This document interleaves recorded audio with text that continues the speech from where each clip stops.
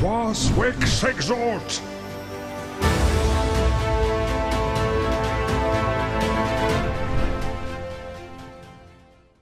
Hey yo tout le monde, j'espère que vous allez bien. Aujourd'hui je suis en pleine forme, vous allez voir pourquoi. Enfin vous le voyez hein, de toute façon devant. On est parti du coup, attendez je baisse un tout petit peu la musique. On est parti du coup pour discuter pendant cette petite vidéo, je vais essayer d'aller vite quand même.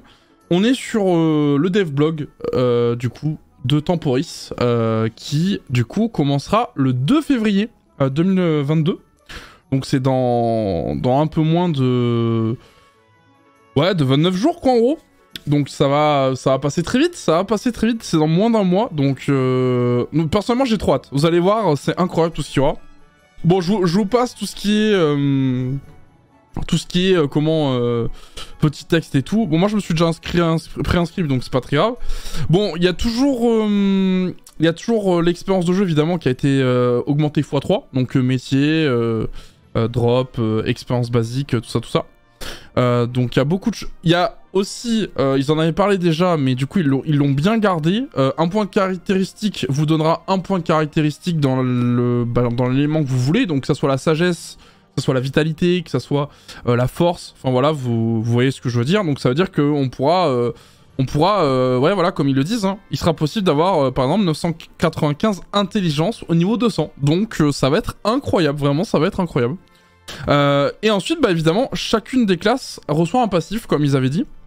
Donc, on a enfin tous les passifs. Donc le Yop, puis de dégâts. En fait, c'est simple, ça occasionne en fait une seconde ligne de dégâts sur le spell qu'il utilise. Donc voilà, rajouter à chaque sort d'attaque Yop dans l'élément de l'attaque. Et cette nouvelle ligne occasionne 2 dommages et crée une synergie avec le kit de boost du Yop.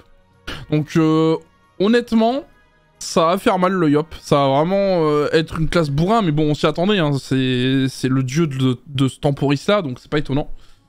Et comme il le précise, ça ne fonctionnera pas sur l'épée du jugement, enfin ça fonctionnera mais il y aura qu'une seule ligne quoi. Faudra pas s'imaginer que chaque ligne de dégâts de l'épée du jugement donne une ligne de dégâts en plus quoi. Au niveau du Kras, c'est assez basique, hein. C'est en fait une fois que vous avez chargé 2 attaques, donc... tout simplement, je sais pas, 2 flèches d'IMO par exemple. La 3e attaque bénéficiera d'un bonus de 25% de dommages. Donc, on va voir la classique, hein, sûrement, où on va sûrement faire, peut-être, si on a assez de PA, flèche destru, plus flèche destru, plus flèche punitive qui sera boostée à 25%, plus le bonus de la flèche punie aussi. Donc, on va avoir des gros one-shot à base de Kra, à mon avis, ça va être grave cool. Le SRAM, hein, personnellement, j'ai pris SRAM, même si j'avoue que c'est pas... Je suis un peu déçu honnêtement. Apparemment ils avaient parlé du fait qu'avant ils avaient mis comment un sort à la base c'était des poisons. À chaque attaque du SRAM ça appliquait des poisons. Mais ils l'ont enlevé au final, donc j'ai un peu le seum honnêtement. Mais bon c'est pas très grave. Donc là du coup ça applique en fait l'état ciblé à l'adversaire qu'on attaque. Et lorsqu'il est ciblé, cet adversaire voit ses résistances réduites de 25%. Jusqu'à qu'il soit vaincu ou que le SRAM ait attaqué quelqu'un d'autre. Donc c'est plutôt fort je pense en PVM. Genre franchement je pense que les boss vont tomber très rapidement si on a un SRAM dans l'équipe, plus un panda en plus. Donc ça va être vraiment très fort je pense. Donc ça va être grave cool à voir. Ah et apparemment également tous les sorts d'invisibilité octroient un bonus d'1 PM supplémentaire. Ok, alors ça il l'avait pas dit je crois dans le l'Ankama Live. Ok bah c'est grave cool ça par contre. Ok ça fait un petit bonus en plus quoi. Ok. Ensuite les sacrieurs. Alors les sacrieurs c'est complètement pété, vous allez voir. Bon déjà on passe le palier de vitalité de 1 pour 2 à 1 pour 3. Donc je pense qu'on va avoir des sacrieurs à 7000, 8000 d'HP là, ça va être facile. Et surtout ce qui change c'est que eux leur châtiment ne dure plus que 4 tours. Comparé à avant, c'était 5 tours il me semble dans mes souvenirs. Mais par contre les caractéristiques sont presque doublées hein, en fait hein. Vous voyez un niveau 6 plus 400 de... Bah c'est doublé hein, d'ailleurs je crois hein. Parce qu'il me semble que c'est 200 niveau 6 le châtiment. Donc les sacrieurs vont faire très mal en un très petit laps de temps. Ça va être cool à voir. Alors l'Exelor, si j'ai bien compris en fait en fonction du nombre de PA que tu utilises, ça fera une 2e ligne de dégâts sur le spell que tu utilises. De ce que j'ai compris. Et en fonction du nombre de PA que tu as utilisé dans ton tour, ça fera plus de dégâts. Et apparemment, bah, les sorts comme ralentissement au vol du temps qui normalement ne font pas de dégâts, eux auront une ligne de dégâts du coup vu que t'enlèves des dégâts DPA avec, voilà, ce qui est logique. Donc là, par exemple d'aiguille, vous voyez, coup en PA 6 niveau 1, ça fera 6 de dommages. Niveau 6, ça fera 4 PA pour 4 dommages. Donc en vrai, je pense que ça va être fort. Je pense que ça va être vraiment fort. Ça va ajouter au Xelor bah, un double avantage quoi, parce que déjà que ça râle bien, ça va faire en plus des dégâts, donc ça va être plutôt intéressant.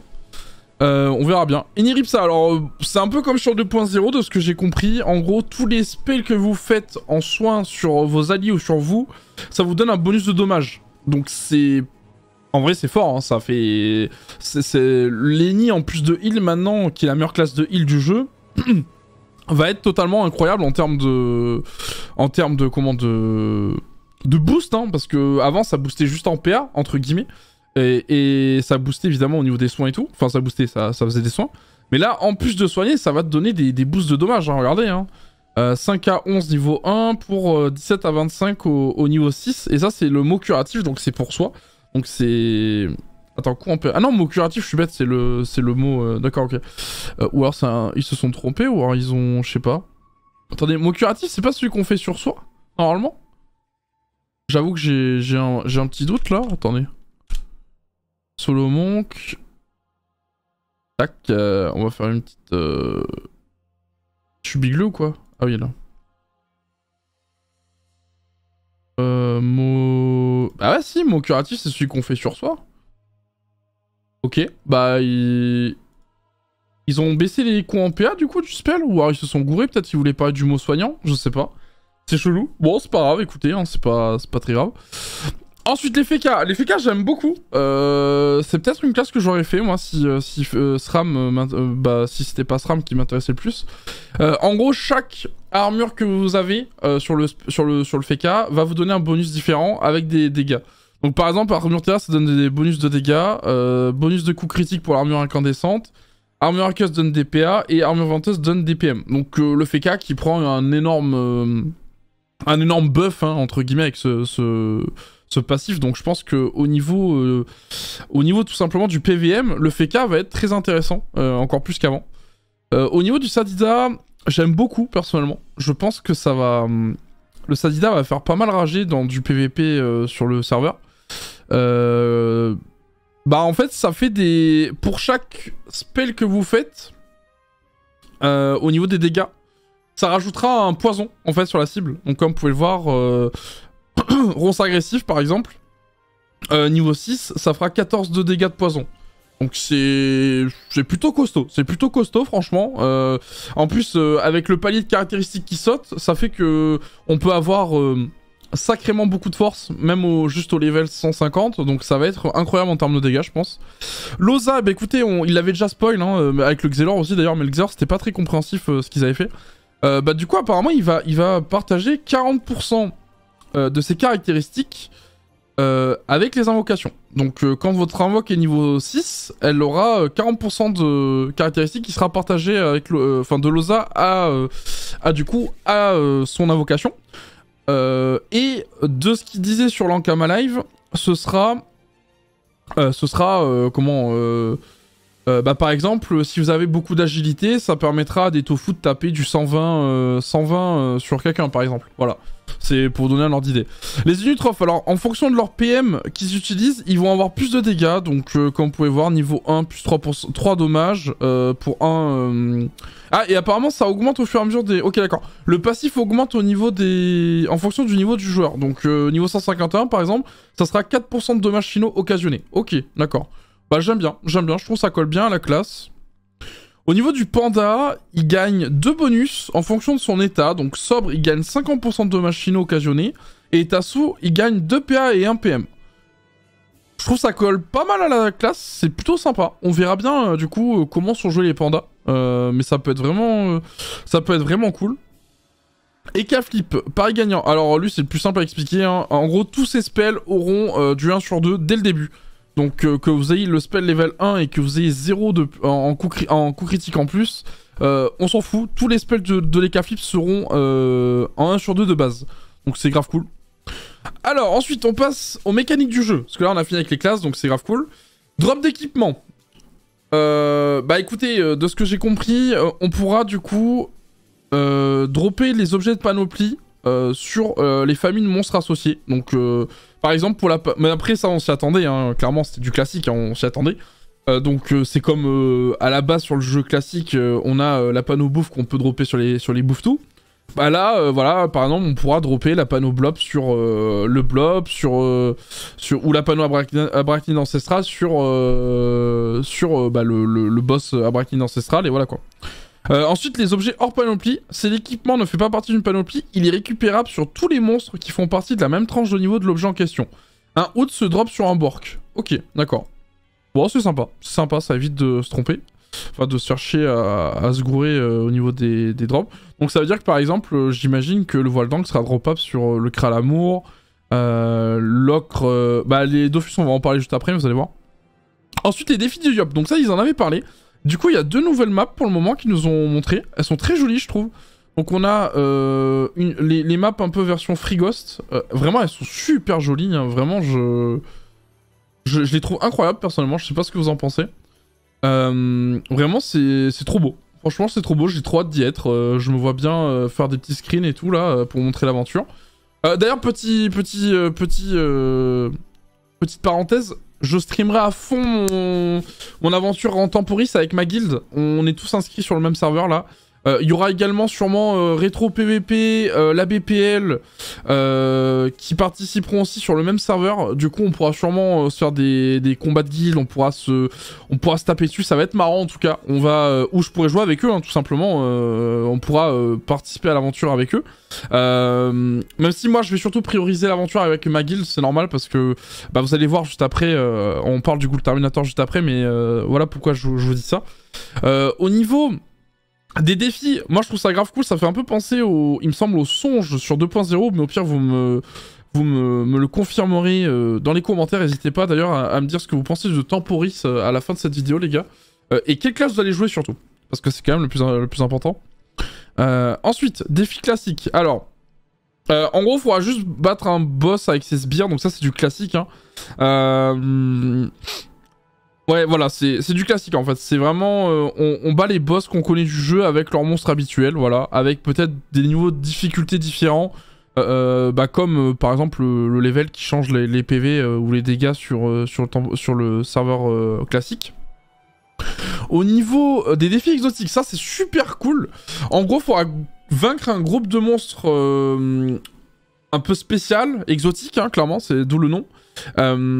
Donc ça peut être très bien, je sais pas moi, un Rasboul avec un Kimbo, voilà, ça peut être ce genre de choses, vous voyez le genre. Et en gros, si on arrive à les passer, ça nous permet de débloquer des nouveaux défis pour tout le serveur. Et ça débloque aussi des drops, regardez, une relique spéciale sur l'un des boss qui compose ces défis spéciaux. Donc exemple, dès que la relique Milimilou a été droppée par un joueur, tout le serveur peut retourner au hall des valeureux et se frotter au défi Milimilou dans la bergerie. Voilà, en gros ça c'est pour montrer les types d'exemples qu'on peut drop, enfin de défis. Donc ça va être grave cool. Il me tarde de voir ça en tout cas, et on verra bien. Ensuite, niveau monnaie, bon bah je pense que vous y attendez, il y a les tempotons, hein, c'est comme sur les serveurs Temporis 2.0. Mais par contre ils ont ajouté les Yoptons, qui là sont super intéressants parce qu'ils vont pouvoir permettre de buff le glouton, qui est un nouveau familier que vous allez pouvoir voir juste après, et aussi de pouvoir acheter les Dofus et les Parchaux. Donc ça va être la monnaie la plus intéressante, hein, clairement. Et au niveau des tempotons, là ça sera plus... il me semble... Ah oui, c'est en gros les tempotons, ils servent à montrer votre progression au niveau du jeu de Temporis. Et en fait, ces tempotons serviront à avoir des récompenses exclusives dues à Temporis. Ça, vous le verrez juste après aussi également, vous allez voir. Ensuite, les PNJ du hall des valeureux. Donc ça, c'est le fameux... hall qu'on a vu là, vous voyez, hein, qui est magnifique. Hein. Donc, bah comme je vous le disais, voilà c'est ça qui est intéressant, regardez. Hein. Les Dofus seront achetables et seront en G parfait. Donc ça va être incroyable. Par contre voilà, apparemment il y aura quand même, ça sera quand même conditionné. Donc par exemple il faudra peut-être faire le donjon Dragon Cochon si on veut pouvoir acheter le turquoise. Si on veut lock, il faudra sûrement faire le Kralamour. Si on veut faire le Vulbis, le Crocard, enfin vous voyez ce que je veux dire quoi. C'est avant de pouvoir les acheter. Donc parchemin, caractéristiques et de sortilège auprès d'Omarchan et Sullivan, ok, donc du classique. Et ensuite les pâtés pour gloutons que je vous disais, donc auprès d'un autre PNJ, qui permettront d'up ce fameux familier. Et il y aura apparemment d'autres familiers, d'autres PNJ, notamment Rezetto, qui sera super intéressant vu qu'il permettra de remettre à zéro ses caractéristiques autant qu'on veut. Et d'oublier aussi nos sorts autant qu'on veut, donc c'est grave cool ça. Ensuite, qu'est-ce qu'il y a d'autre Ok, d'accord, ça c'est super cool, ça c'est super intéressant. Donc, comme vous savez, il y a du x3 équipement, drop sur le jeu. Donc, c'est-à-dire qu'on va drop énormément de stuff, que ce soit des stuff classiques ou des gros stuff. Et en gros, on pourra les échanger à ce PNJ là, Sacha Revente, contre des fragments de Yopton. Et comme je vous le disais, les Yoptons servent à quoi? À acheter les Dofus, les parchetages, etc., etc. Donc, c'est super intéressant, c'est grave cool, moi je trouve. Et ensuite, le dieu Yop, il donne accès évidemment aux défis qu'on a vu plus haut. Voilà. Alors les récompenses, évidemment, ça c'est le truc le plus intéressant. Moi, personnellement, j'ai sauté de mon siège, hein, j'étais vraiment trop content. Donc comme vous pouvez le voir, il va y avoir une nouvelle panoplie Obgivant, avec un nouveau familier. Alors on sait pas, pour l'instant ils ont pas dit les bonus qu'il donnera, je crois. Mais voilà, en tout cas, moi je la trouve super belle, cette nouvelle panoplie, elle est vraiment cool. Elle a un style un peu 2.0 au niveau de la fraîcheur des graphismes. Mais franchement, vous allez voir, c'est incroyable, je trouve. Regardez, ils l'ont montré sur un putsch, hein, donc bon, c'est pas ce qu'il y a de mieux, mais c'est quand même sympa. Franchement, c'est trop cool. Je la trouve vraiment trop belle, moi, cette panoplie. Ça va être grave cool à voir. Alors, voilà, les différents paliers pour l'avoir. Donc, 2500 tampotons, bouclier du valeureux, 3500 tampotons, cap valeureux, 4500 tampotons, l'homme du valeureux, et 5500 tampotons, les stocks. Donc, c'est la petite épée, ou c'est le familier, je pense. Ça doit être le familier, je pense. Non, il n'y a pas d'épée, hein, on est d'accord? Ouais, ça doit être le familier, du coup. Ensuite, nombre de tampons récupérés sur ce point influera aussi sur le montant d'expérience que vous récupérez après événement. Et oui, parce que à la base, ils avaient dit qu'il y aura peut-être pas de potion d'expérience. Mais ils se sont dit, bon, c'est quand même sympa d'avoir l'expérience à la fin du Tempouris. C'est un peu le classique hein, du serveur, quoi. C'est un peu le but du serveur à la base, normalement, sur le 2.0. Du coup, ils vont quand même mettre en place une potion. Mais elle ne sera pas, elle sera pas, par exemple vous êtes level 200, elle ne vous donnera pas 200, le level 200 directement quoi. Ça veut dire que tout est lié, c'est-à-dire que le nombre de tampons que vous aurez réussi à récolter et la potion d'XP et votre level, ça permettra de voir quel level vous pouvez atteindre. Donc moi je vous conseille, en tout cas, je pense que clairement le fameux de l'histoire ça va être de full farmer si vous voulez essayer d'avoir une potion la plus puissante possible pour éviter de se retaper certaines choses. Mais bon, ça va être grave cool en tout cas. Il y aura aussi une panoplie de démarrage apparemment, dont la puissance et niveau seront proportionnels à ceux de votre potion d'expérience. Ok, ça c'est grave cool. Ça, non, c'est grave cool ça, j'avais pas fait attention quand ils en ont parlé. Ok, elle est liée au compte et n'accordera ses effets que lorsqu'elle est entièrement équipée. D'accord, ok. Et ben il me tarde de voir ça, ça peut être intéressant en vrai pour un nouveau perso. Le glouton. Donc ça c'est le fameux familier que je vous disais. Donc il donnera un PA de base et ensuite les caractéristiques. Donc il pourra donner de la sagesse, il pourra donner de la vitalité, il pourra donner des raises comme un chrome, il pourra donner des dommages, il pourra donner 50% de dommages ou il pourra donner 80 de caractéristiques donc force, intel, chance ou agilité. Ok, c'est cool, c'est-à-dire qu'il donne un PA plus de la caractéristique. Donc ça peut être vraiment fort en vrai. Il faudra voir ce qu'on en fait. Ok. Bah ça va être grave cool. Non franchement je suis trop content. Ça va être trop bien. Moi je suis comme un fou. Et on sera possible de combiner les caractéristiques selon vos besoins dans les limites habituelles d'une capacité d'un familier. Par exemple 40 points de force et 5 points de dommage. Ok là ouais donc la classique. Alors les Dofus. Donc j'en parlais tout à l'heure déjà. Donc auprès de Marco Mersan, il vous sera possible d'acheter les Dofus à G parfait. Mais ne vous hâtez pas, leur achat ne sera pas possible que si vous avez réuni certaines conditions liées au gardien du Dofus en question. Donc par exemple, battre le boss de son donjon, relever le défi York classique du boss et relever le défi exotique lié au boss. Ok, ouais, donc c'est... Ok, donc les Vulbis ocre, ça sera pas accessible non plus aussi facilement que prévu, quoi. Ok, c'est bon à savoir en tout cas, c'est-à-dire qu'on pourra pas avoir Dofus dès le début, en fait. Ok. bah c'est trop bien. Moi personnellement je suis comme vraiment je suis comme un gosse. Interface temporis. Oui, alors il y a des nouvelles informations qui seront possibles et tout, donc vous voyez, bon ça je vous laisserai regarder quoi, et puis voilà. Et ensuite le Ghoul Terminator, moi c'est ce qui m'intéresse le plus parce que c'est un peu le but de mon aventure hein, sur Temporis, c'est que j'ai envie de participer au Ghoul Terminator. Même s'il y a une autre news dont je vais vous parler, mais ça sera une autre fois ça. J'ai envie de participer au Ghoul Terminator. Comme je vous ai dit, moi mon but sur Erats en ce moment c'est de stuff ma team petit à petit au niveau 200, etc. D'arriver à avoir du stuff et tout pour participer à des futurs tournois, etc. qu'il y aura sur le serveur, ou peut-être des tournois qui seront peut-être organisés par Ankama un jour, on sait jamais en vrai. Donc là, Temporis, c'est clairement ma chance parfaite, hein, parce que comme vous pouvez le voir, déjà il faut être niveau 150 minimum, mais bon je pense que moi honnêtement je vais tellement tryhard Temporis que je serai niveau 200, logiquement. Il faut avoir une guilde niveau 30, bon, on va pas se mentir, avec le x3 XP ça va être très très rapide ça, surtout que mon niveau 30 c'est pas le level le plus facile, le plus dur à arriver pour la guilde. Ensuite les personnages seront transformés du serveur Temporis avec leur inventeur sur le serveur tournoi pour l'occasion et monter au niveau 200, ok. Donc voilà, c'est pour ça que je vous dis en fait ça va être trop bien, ça va être trop bien. Et évidemment, je l'ai pas dit, mais en gros, les guildes participantes doivent désigner 12 participants titulaires, plus 12 remplaçants facultatifs, tous de classes différentes. Voilà, donc ça c'est la petite douille. La petite douille, non je rigole. En vrai c'est grave cool, parce que du coup ça va forcer à essayer d'optimiser les compositions en fonction des 12 classes qu'on a. Donc c'est grave cool en vrai. Et du coup évidemment ça participe via une guilde. Donc c'est... Bah moi c'est parfait, parce que comme je vous l'ai dit, moi j'aimerais bien participer avec ma guilde à Temporis. Donc c'est parfait. Ensuite, donc là voilà, ils en parlent. Chaque guilde devra créer 4 équipes de 3 joueurs. Les compositions des équipes est libre. Alors ça c'est peut-être un peu chaud, parce que du coup on va sûrement avoir du Sacré Ozaini ensemble. Mais moi ça me fait pas peur, parce que je pense que c'est pas le plus opti peut-être de faire ce genre de... Après c'est sûr que... ouais non, en vrai ça dépend. On verra bien de toute façon, mais c'est vrai que c'est cheaté quand même, Oza, Sacréni ensemble, voilà. Ok, donc le kata qui s'en occupera. Les inscriptions auront lieu du jeudi 10 mars au mardi 15 mars. Le tournoi se déroulera le lundi 21 mars au dimanche 3 avril, et les matchs débuteront à partir de 20 h pour les rondes et 19 h 30 pour les phases finales. Ok.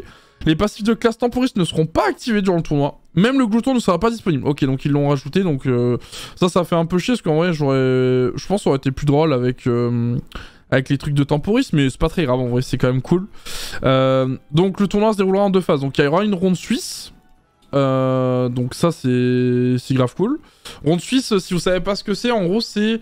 au début, tout le monde s'affronte une fois, et en fait, en fonction de tes victoires et tes défaites, tu vas rencontrer une équipe qui a le même nombre de victoires et défaites. Donc, logiquement, c'est censé écrémer les équipes qui sont nulles ensemble, et les équipes fortes qui se rencontrent. Voilà, tout simplement. C'est vraiment la ronde suisse, c'est le format le plus simple quand on veut pas trop... quand on veut pas chercher... Enfin, si on veut écrémer rapidement les grosses teams des teams qui sont plus mauvaises, voilà, c'est le truc le plus simple. Bon, après, je vais vous passer tout ça, hein, parce que c'est pas très grave, c'est pas le plus important, j'en parlerai au pire dans une vidéo spéciale quand Temporis sera là. Mais bon, bah écoutez, moi je suis giga hype personnellement hein, par ce Temporis, hein, clairement, de toute façon, vous le savez, hein, j'ai déjà fait une vidéo news l'autre jour à propos de ça. Ça va être incroyable, tout simplement, donc voilà, j'espère, merci d'avoir regardé la vidéo jusqu'à la fin. Je vous fais des bisous. Merci d'avoir suivi, et puis n'hésitez pas en commentaire évidemment à me mettre si vous allez participer à Temporis, si oui est-ce que vous allez tryhard ou est-ce que vous allez jouer plus chill, évidemment quelle classe vous allez choisir également. Je vous mets si vous voulez le lien d'inscription de Temporis dans ma description, et puis écoutez voilà hein. Que le sort vous soit favorable à la sortie. Ah oui, je l'ai pas précisé, moi je serai sur le serveur Tofu, si jamais ça vous intéresse. Et je jouerai SRAM du coup, comme j'ai dit. Donc je vous fais la bise, merci d'avoir regardé les gars. Et puis ciao. De plus en plus de gens racontent la légende de cette jeune Yopette qui mondit à la foire, et se bourrait tous les soirs, se nourrissait de ce qui reste à savoir, du pain pourri aux noisettes. Écoute ça. Voilà son histoire. peine 7h du mat, se lève, sur un machina comme tous les jours. Je passe le bonjour aux habitants réclamant.